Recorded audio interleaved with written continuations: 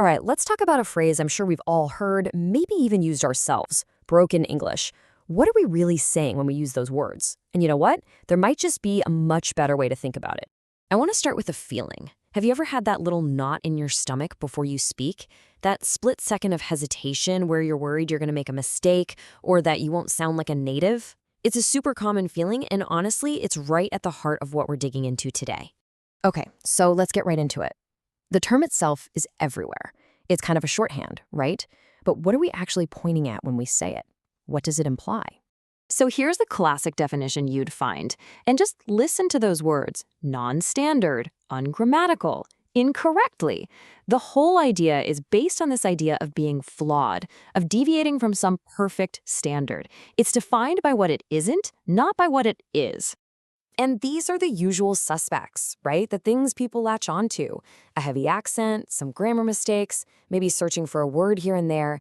But these things are often seen as more than just signs of learning. They're seen as defects in the communication itself. But you know, this goes way deeper than just linguistics. Calling someone's language broken, well, that carries some serious emotional weight. Let's talk about the human side of this for a second. Wow, this quote just absolutely hits the nail on the head. It flips the whole script, doesn't it? The problem isn't the person speaking. It's the pressure, this expectation that you have to be flawless just to have a meaningful conversation. And this is where it gets really damaging, because that word broken can subtly suggest that the speaker is somehow less intelligent or that their ideas don't matter as much. And that can create so much anxiety and self-doubt that it actually stops people from wanting to speak at all.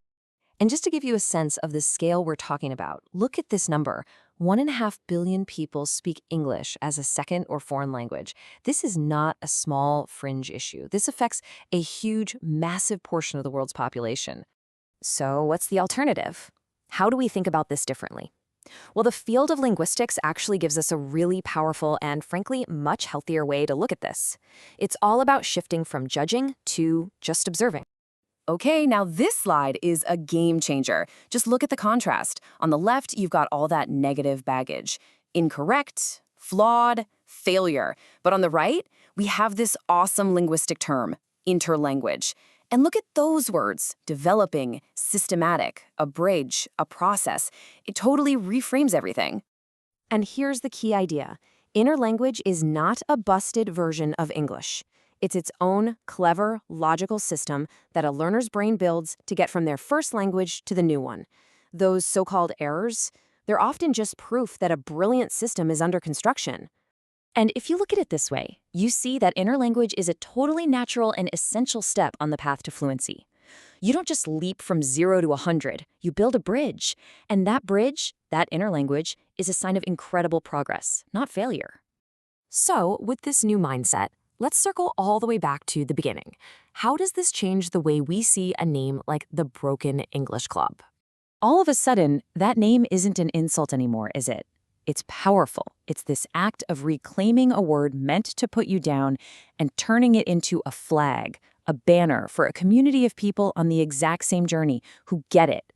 It becomes a place where connection is way more important than perfection.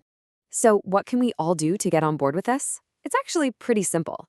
First, let's focus on connecting, not correcting. Just try to understand the message. Second, see those errors as what they are, amazing signs that a brain is hard at work. Then, let's celebrate all the different ways English is spoken around the world. And finally, just listen with a little more patience, a little more empathy. I mean, when it comes right down to it, what's the point of language anyway? This chart says it all. Yeah, perfect grammar is nice, but look at how much more important clear intent is. And then look at the winner, mutual understanding. That's the whole ballgame. So, I'll leave you with this final thought. If someone successfully gets an idea out of their head and into yours, if you both walk away understanding each other, then how on earth can we call the language that achieved that broken? Sounds to me like it worked perfectly.